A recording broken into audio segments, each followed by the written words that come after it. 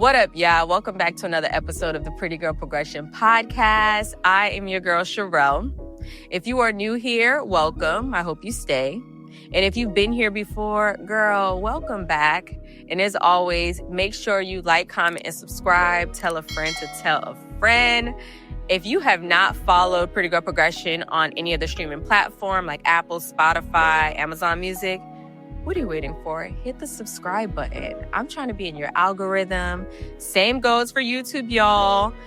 Hit the follow and subscribe. Turn your post notifications on to stay tuned. Now, as always, I have a very special guest because I love to bring you new, fresh, dope women doing great things in the community. So this is no other than my girl who is a speaker, advocate for healing, a fellow podcaster. She handles social impact and wellness, a mother, a wife, my girl, Sabine. Give it up. Hey, Sabine. How you doing? How you feeling? I'm feeling great. I'm so happy to be here to sit with you because, girl, I be watching your show. I love the podcast, so it's an honor for me to be here with you. Oh, thank you. Thank you for sitting down with me. You know, for people who don't know, me and Sabine, actually, I feel like we met during Content Creators. Yes. So I want to dive in, not only content creators, shout out to them, but just a little bit about you and who you are. So for people who don't know, how would you describe yourself in a few words? So for sure, the advocate for healing.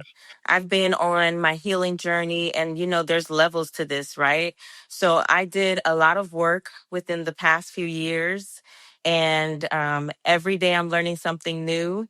And so it's been a beautiful journey, bittersweet, but beautiful nonetheless. And so I am all about helping others, guiding others through their healing journey because I've seen the benefits of it. And so I want to see it for everyone. Yes. And so that's really me. I want to be your healing, cheerleader. I love that. So let me ask you, when did this healing journey actually start for you? Let's go to your childhood and what that was like. Okay, so childhood, it was great, but there were some moments like many of us, we have our, traumatic situations. And so I had a traumatic situation that's man, I'll tell you, I went through something at a very young age and didn't get to process it, didn't have anyone around me to say, hey, let's go talk to someone to get you that support. And so I buried it deep down inside, right? And to share a little bit more, but not get too specific, right? Because there's a time and a place for me to share this. But I will say that I was sexually violated. And in that, also being of Haitian background, also religious family upbringing, I just had in my mind that as long as I go on to be this good Christian girl that my parents raised me to be, everything would be all right. And so that's what I did. I became essentially a people pleaser because of it, right? Because I wanted to always show up as that good girl. And I was really being what I was taught to be, right? But I never had permission to truly be myself, to, speak up and to share what was on my mind.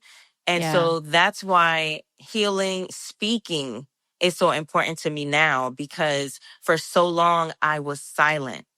And now I'm really truly getting to a place in my life where I could hear my voice and not cringe about it, but hear it, welcome it, embrace it, and also, again, champion others to do the same. Yes. I could feel myself tearing up only because I'm of Haitian descent as well. And when I was younger, I was sexually violated. I think I don't know, on these platforms, you got to say SA'd, but I was sexually violated and from someone very close to me. Like I would have never imagined. And it's interesting because you lose your voice in it. And it's interesting that now we're in a space where we podcast and we're using what could have, tried to destroy us. and to empower us now, when it happened to you, and again, not to go too deep, because there's always another space for that, but Mhm. did you feel like there was a sign that whether it be your mom or whomever, like, should have noticed the change in you, the shift, that light was a little dimmer than usual? Honestly, I don't know that there was, because I learned from a very early age to put that mask on, right? And so that's Mm, why I mentioned, being that good Christian girl. So I learned very early that, really how to perform, and as long as I could be that good Christian girl, everything would be all right. That's what I told myself. And so I don't know that my mom would have noticed. And of course, unfortunately, my parents were very busy. And so that's what led to the opportunity, right? We were staying at, some trusted friend's home, not living, but like after school we would go by people's homes that were trusted to my parents, and they were people that my parents could trust. I don't fault my parents, I don't even fault them. But sometimes what I tell people now as a mother especially is that you have to be mindful of the people around the people you trust. absolutely. because you don't know what's happening with them in their mind, what they're going through, what their tendencies are. And so it only takes but a minute or so for someone to get that one little opportunity to tap in, while no one's looking, and go in for the kill. And I've spoken to so many survivors, right, of child abuse, so many survivors in general. And it almost seems like there's a handbook, where all of these people, I won't just say guys because women are included, right? People that go after vulnerable people, whether it be children or just someone who it has a lack of awareness, right? They all seem to have this similar script, where they make you believe that you can't tell anyone, that this is just our little secret. And so I think I was so good at keeping that secret that I don't know that my parents would have noticed, you know? Yeah. When did you actually like break your silence? And while you're saying this, it makes me think of like grooming. You know, a lot of these abusers, they're like a family friend, a relative, and things like that. And they literally groom you into this position where the fear of speaking out keeps you silent. When did you actually like reveal that truth? Well, so sadly, I didn't do it as a child. And I mean, late in adulthood, I shared it with my brother. I didn't have the notion, the courage, or anything to share with my parents until very recently, only because I Wow. knew that I wanted to speak out about this, right? So um, it's something that I also kept so deep that I think at a certain point in my life, I forgot that it even happened, right? Because I was so young anyway that yeah, I just tried to bury it down as much as possible. And so, yeah, it's been a lifelong journey. It truly has. In speaking up and then finding courage to speak up about all the things, not just one part of my life, but, so much that I've lived, I've survived. And now, thankfully, I feel like I'm in a position where I'm truly thriving.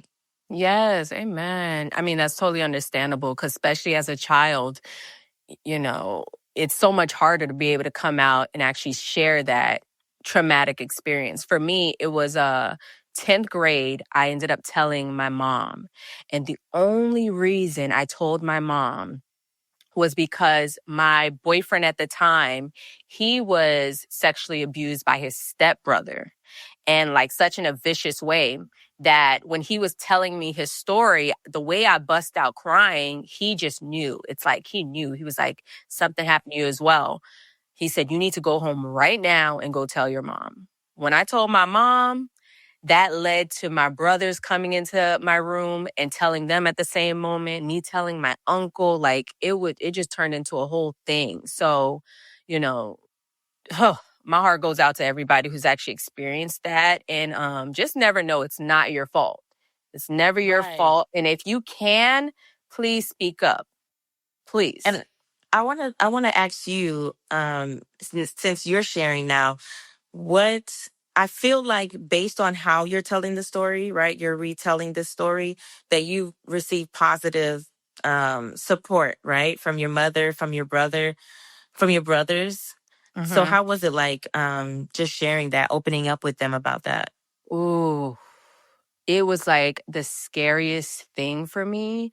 But I guess once I told my boyfriend at the time what happened and like I released that cry, it was just like, whatever, man. I'm tired of suffering. I'm tired of crying in my room every night. I'm tired of feeling so alone. And my mom believed me, my uncle Mhm. believed me, my brothers, they believed me, but it still was this like unspoken thing after the fact. It was just kind of like, like how do you even go about it? And then over time I was able to forgive. It took a long time. I was able to forgive that person. I was able to just, now I'm in therapy because of it. And God, honestly. And I just looked at it, every situation that I went through in that experience, like every time the actual act tried to occur, come up, I just look how God was covering me still in the midst of all of it. And one day I'll go into exact detail, but I definitely still saw God in it. And I'm grateful that my family reacted the way they did and supported me through it. Because a lot of people don't. A lot of people don't have that support.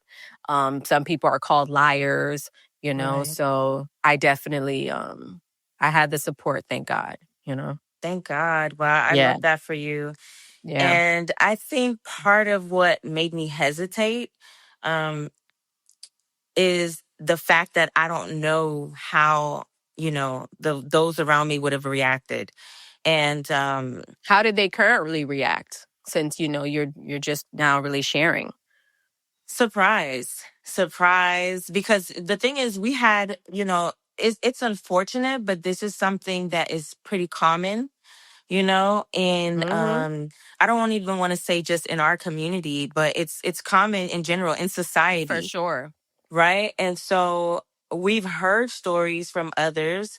And I would always think, like, wow, my mom is reacting this way to so and so story or reacting that way to so and so story. I could only hope that she would react that way to me, as Mm, far as being empathetic, you know? But I understand completely what you mean when you say there's still this like level of like, it's there and it's like that dark cloud, because I think for sure, I think a certain part of you too feels like, did I do something? Did I bring this on? Did I, send a wrong signal? And it's like crazy to even think that because you're a child, you know? for sure. So, yeah, it's definitely freeing. I remember the first time I revealed it, period. Mhm. I guess in a safe space. I felt a lot like how you felt after you told your boyfriend. It's like, okay, well, what do I have to lose? You know, Mhm. you definitely feel a sense of freedom. For sure, for sure. So now that you have, shared this experience, what made you really dive into turning this trauma into purpose? So I'll say that, interestingly enough, this wasn't the last big trauma, right? So, I have an event coming up that, I've been sharing about over on my different platforms. And it's an event called Lights, Camera, Action for Change. So, what birthed that event is basically the next big thing that happened, right? So, like I said, I went on to be the good Christian girl, right? But in the meantime, growing up from, tweens, right? The tween stage Mm-hmm. to, a teenager and so forth. I always was a creative kid. Like I love to draw. I was always into fashion. My mom would have her catalogs and I would, create my own designs from what I saw on the, in the catalogs. And I just knew I was going to be something, big within like entertainment or fashion, somewhere within that Yes. realm. And so as a young girl, I would, like hold board meetings with my brothers and my neighbors. And I had like my own fashion line, it was actually called Black Ann with the letter N, Beauty. And so we would be sitting at the table having board meetings. So that's how serious I was about like my designs, about fashion. And so that later grew into this love or fascination with becoming a model. So I wanted to become a model and I got older and I met this girl who had been modeling around town. She had some different opportunities, and so for the first time, I thought, okay, this is more than just a dream. This can come true because, someone right next to me is doing the same thing. And Yes. so I was like on a campaign to tell my parents, like, this is what I need to do. I need to become a model. And so it was so foreign to them. They didn't know anyone else that was doing it. And so they didn't support me in it. But what my mom did say after months of like trying to convince her, she said, you know, go ahead and wait until you're 18, till you finish high school. I still had plans to go to college, but, wait until that time and then you can explore it on your own. Mm-hmm. So I took her at her word. And as soon as I graduated, as soon as I turned 18, I was like hitting it, like going to auditions, the casting calls, the whole nine. And in doing so, I met someone who now I know, looking back, he was posing as a model industry veteran, like someone that could help me along my journey. And it was everything but that, you know? And he made himself appear to be, legitimate. He told me, hey, look me up on Sunbiz, the whole nine, right? And so me at that age, I felt like, okay, yeah, he said to look him up. I see, like he checked all the boxes for me. And that's all that I thought that I needed to do as far as my due diligence. And so he started taking me around town to different events, high level events, backstage to various fashion shows like Mercedes Benz. And so I thought, okay, he have to be who he says he is because otherwise I wouldn't have this access, And so I believed him. I took him at his word.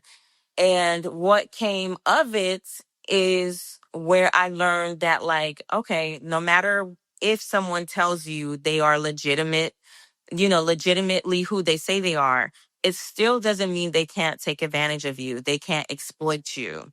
And so he did just that. He exploited me. And again, I didn't have the awareness of it. This is me looking back that I could say I was exploited. But in doing the healing from that point, I said, okay, you know what? I'm going to take the healing that I should have done, right? From when I was a child. I'm going to take this experience now, heal from that. And I reached to the point where I'm at now where I said, okay, I don't want this to happen to anyone, not as a child, not as a young adult. Um, and so that's why I spearheaded the initiative, which was launched last year, Yeah. Lights, Camera, Action for Change. And so, Ooh. yeah. Oh my goodness. So it makes me think like, I talked about this on a past episode as far as destiny helpers. But like the enemy knew that you was gonna be on God's side and do something powerful. So he's, to bring like a destiny blocker, that's what he was. What advice would you give to young women who want to pursue, modeling or just anything in that realm, what to look for when it comes to someone who's trying to prey on you, regardless of what it may appear like. Right. Yeah, I would say the most basic thing would be pay attention to how you feel. When you're around this person, like forget about the words. Really think, let yourself every time you have an encounter with this person, even from the first time, give yourself time to process what just occurred, run it back, in your mind and say, okay, when he said this or she said that, how did it make me feel? Because I think if I would have allowed myself time to just process those feelings, because I had enough awareness, even if I didn't have, a certain level of street smarts and all of that, but I had enough awareness where I remember telling my friend, he's saying this and he's saying that, and something, don't quite sit right, but then I allowed him to, how they say love bomb, like how people love bomb you. They're rushing. They're constantly rushing. So I allowed him to, rush me because, people can also sense that when you doubt what they're saying, when you don't quite feel right about what they're presenting to you, And so I just said, I mean, I guess he could sense those doubts. And so he doubled down and, made sure whatever doubts I may have that he would dispel them, And so don't let anyone rush you, don't let anyone, tell you that you don't have a choice or that you have to choose now. First of all, anyone that speaks in absolutes is a red flag. That should be number one. So what does that sound like when you're speaking in an absolute for those who just might like, what does she mean? Right. Yeah. So absolutes would be like, I need to know right now. I need an answer. I need to, or, if you don't do this audition, if you don't go here, you're not going to be able to capitalize on this moment, capitalize on your career, just giving you a level of urgency, making you feel like everything is a must right now Right. at this moment. Um, and so if you see that, and even if you don't, because, people, there's so much information that's out there too, that now, the predators of today are more informed and they're more skillful. And so they may have a different approach. So I would go back to saying, make sure you're okay with how you feel in your body around them. Because all of us, I think we have that level of, we have like that sensor that goes off, that even before someone does something, we get like that, that like that chill, that code, that something. That discernment. It's that Right. discernment. It's literally Yes. every single person has it. Whether you're tapped in to the Holy Spirit, whether you have a relationship with God or not, I believe we all have that innate GPS within us that says, this don't feel right. This is going the wrong way. And that's Right. what we have to pay attention to. And if you don't trust yourself enough or how you feel, because let's just say you've made a lot of mistakes along the way, then take someone with you that you can actually trust, whether it be a mom, a cousin, an auntie, a best friend, someone that has not steered you wrong, to be with you in those moments of uncertainty, Right. So I love that you said that. I do want to talk more about your event because I'm excited for you. First of all, Sabine, when I met you through content creators, you're just a sunshine, a ray of sunshine. But you have such a presence about you when you speak. And Cassandra Moore, we were at one of her events, and she was basically telling us how we need to step out more, share our stories in our stories for Instagram, for example. And you did exactly that. So talk to us more about your event and what to expect for people who can, participate. Yes. So I'm so proud of just even taking this step, because when I started my healing journey, I knew I wanted to do something, to give back to the community. Again, to make sure that no one else behind me goes through what I went through, right? I wanted them to be able to avoid those common pitfalls. And so I had so many plans in the making, right? I actually met a young lady who was doing, similarly giving back, started a curriculum. And I said, okay, I want to do something like that, right? And it actually took, what really made me go move forward was Cassie's story. Cassie coming out about, her 10-year traumatic Abuse, traumatic. experience, Yes. Oof. right? Jeez.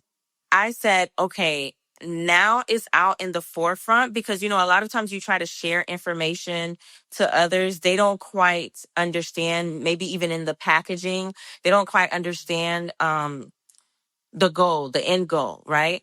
But now you have this huge story, and it's visible for everyone to see.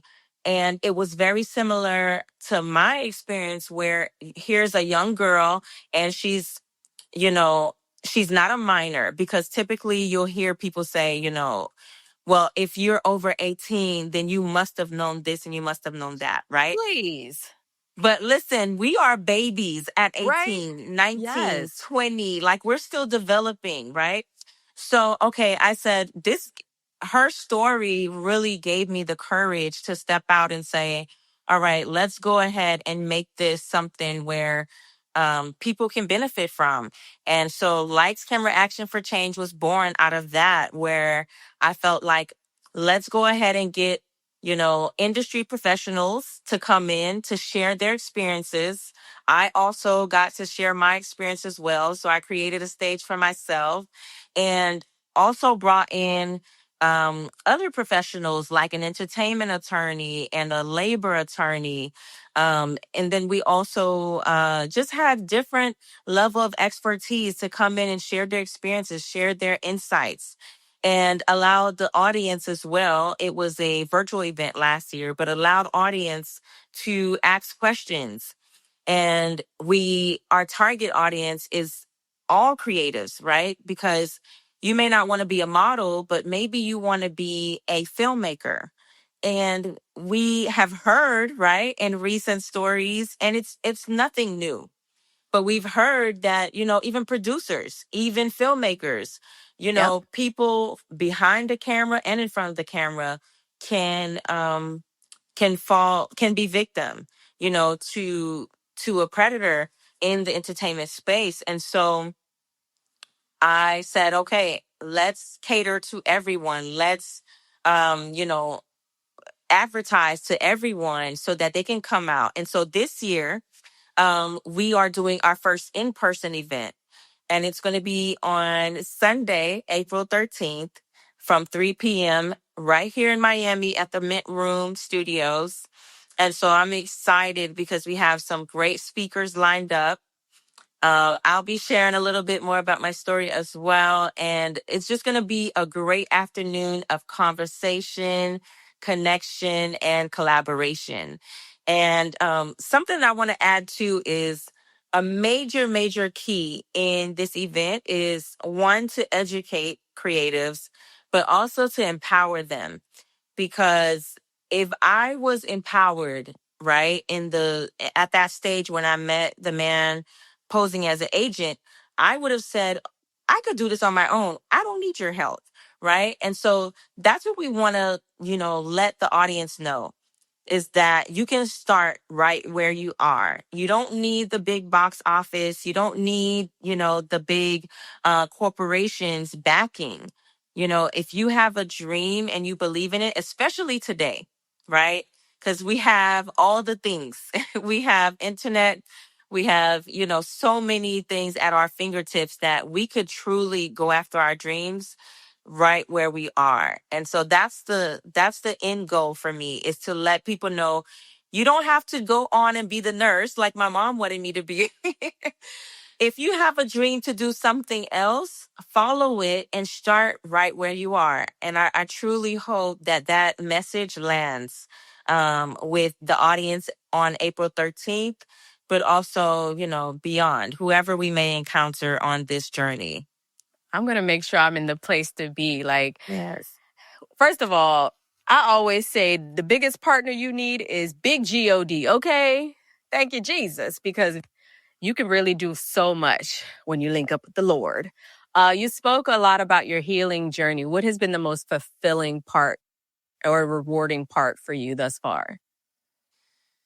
You know what? I would say, while I am very proud of the initiative, Lights, Camera, Action for Change, I think I am most proud of being a mother.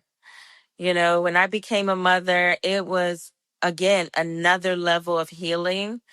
Something just happens to you on so many levels when you're even carrying your child, that you are sort of forced to face certain things that you may have been running from. And so just to go through the whole 9 months and then to even birth, my two children, I'm so proud of that. And I'm proud of the healing that I did on the journey and even after. And so a lot of this is for them as well. It's my own Yes. healing, but it's for them. It's to empower them. I have a question. So my sister, Ayana Nana, she just had her first child, her baby girl, Chalisa Dream. I am officially a godmom now. And she was asking today, and this is really advice directly for Nana. She was asking today, like she has two doctor's appointments back to back. The baby has not really been outside. She is super overwhelmed. She doesn't know how to get the baby to the doctor's appointment, go fill up her car with gas. Should she leave the baby? And she's having so much anxiety. What advice can you give to first time moms, really doing it alone? Ooh, so I have a special place in my heart for moms. I'm a mom, and I think the best thing you can do for yourself is find community. Find community, because everything looks big and overwhelming when you feel like you're at it alone. So if you can tap into other moms, and shameless plug here, I'm a part of Come on. a community called Black Moms Miami, and that community has been everything. But when you can plug into a community like that, where you have like-minded women who come together, who are not about judgment, and of course it's a huge community, and so you'll find those that you feel closest to, but the whole point is to find, your sister friend, find that other woman, that other mom who could stand in the gap for you, outside of your family. Your family is great now. And I'm thankful for my family. I'm very grateful for my family as well. They've been a great support to me um throughout my motherhood journey. But to have others who are walking that walk with you, who have kids you're around the same age as you, that makes a world of a difference. Yes. Oh, I love that advice. Baby. And she gave y'all resources. So whether you need to go on Facebook or, just start typing in on Google where you can find these mom groups, please. Because it ain't easy. It really takes a village to raise a child. And, although I'm not a first time auntie because my brothers had kids as well, it's something different. My sister having a baby, you know what I mean? And her being like in the trenches with it. So thank you for that for sure. Can I also I, I would like to also add that so back to Black Moms Miami. So they're an open community to mothers and aunties, right? Because there's people that are on their journey, they want to have children, maybe for whatever circumstances they don't. So just wanted to open that up as well. And then another resource that I would love to give, this is for those who are on their healing journey. I am a crisis counselor, a trained crisis counselor with Crisis Text Line. And so I always love to give this resource. It is a free 24 hours, 7 days a week service where you can literally just text in and you'll be routed to a trained crisis counselor. Now, this is for anyone who's going through any type of crisis. So, like, you see how your sister may have been feeling overwhelmed. She could literally hop on crisis text line, and what you do is you text the word home to 741-741. That's it. Home to 741-741, and you'll be routed to a trained crisis counselor. Any time of the day, it doesn't matter if it's a holiday, they are available in English and in Spanish in the US, Canada, and the UK. So this is an amazing service. And whatever your crisis is, so it can range from anything, whatever you deem a crisis, you can text and be routed to that free mental health support. Okay, we're going to make sure we add that in the description below. Y'all, use that resource, baby. Please, please. Let's play a fun game, Sabine. And this is a quick this or that game. You ready? I'm ready. Okay, so as a fellow podcaster, let's get into some things. So this or that, solo episode or guest interviews? Oh, I love my guest interviews. Me too. I love my guest interviews. I actually get a little I get super nervous during my guest interviews. You can't tell, but I love a guest interview because it takes it off of me. So shout out to the guest. Okay, DIY editing or hire a pro? Oh, I'm very much paid a professional. I'm very much so that girl. So yeah. I feel that. Short and sweet, under 20-minute episodes or deep dive over an hour episodes? You know what? So I'm in the middle. I know it's this or that, but if I had to choose, I would say long. I love long form content. I really do. I can be hours on a podcast, like watching it, creating one. Like I love long form, but I know attention spans are short.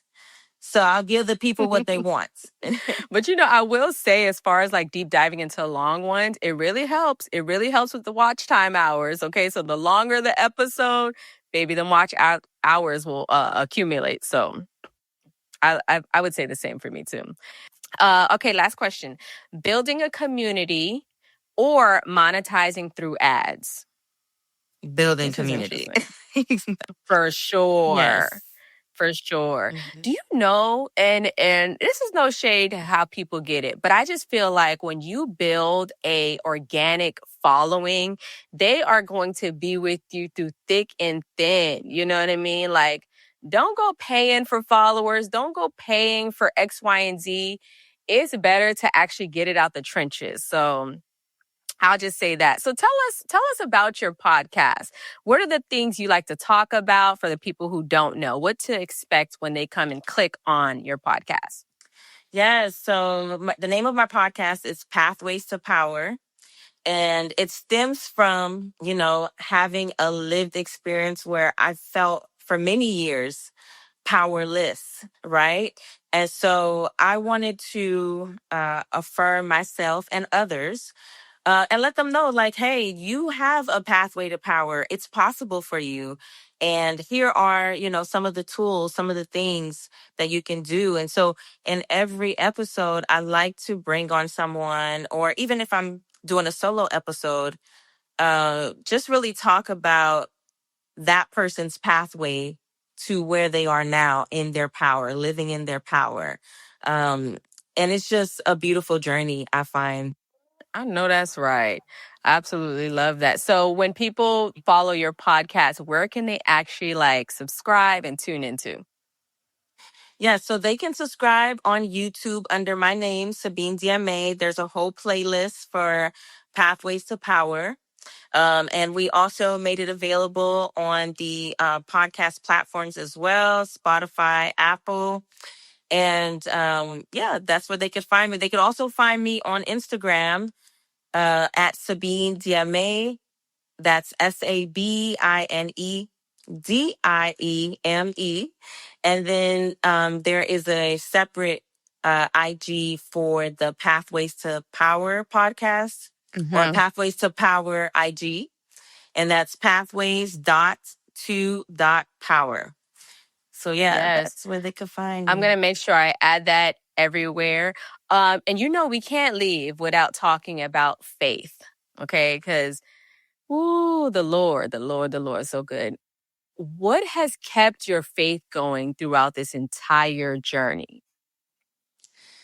Man, so, I think that I am so blessed to have my family, to have my husband, who I believe is, God in human form. With my support system, they are there. They've been there for me in my darkest times. And I remember a specific time in my life, I had people coming to me because they thought, things were so bad. They thought I could have been suicidal. Not because I showed the signs, but because they knew, had they been through it or others they know, they may have gone down that path. And I am so grateful to say that I never, while things were hard, I've never felt that. And so I think it's truly a testament to my family and the support and even my relationship that I've built over the years, and strengthened over the years with God and with, my Savior, Jesus Christ. And so I am Yes. so grateful, for that relationship. Okay, so last but not least, I want to ask you, like I love to ask my guests, what does pretty girl progression mean to you? So pretty girl progression means a healed, beautiful woman. So we cannot, go on living in this world without processing, right? Without, doing the work. And so it's for you to be pretty, both inside and out. You need to be healed and you need to live in your truth. So that's pretty Mm-hmm. girl to me. I absolutely love you said that. And healing is a forever journey, but just making the decision to do it is powerful in itself. So thank you for that. Sabine, where can the people find you and support you before we get out of here? Yes, so they can find me on Instagram at Sabine Dieme. The spelling, I know you'll probably have it on screen, but it's Of course. SABINEDIEME. And then there's also the podcast, which is Pathways dot to Power. And so they can find me on Instagram. They can find me on Facebook, YouTube. And the podcast on YouTube is going to be under the Pathways to Power playlist. So yeah, can't wait to see you all. Yes. And you guys, I'll keep y'all updated. I'm going to be in my stories when I attend the event August 13th. I'm going to be in the audience taking my notes. So, Sabine, thank you so much for being a part of this podcast with me. I appreciate you. And as always, Queens, make sure you love yourself. If you are looking for tools and resources, you can always go to www.prettygirlprogression.com, whether it's picking up your daily devotional or a new journal. Definitely help yourself out to that. And until next time, Queens, love yourself.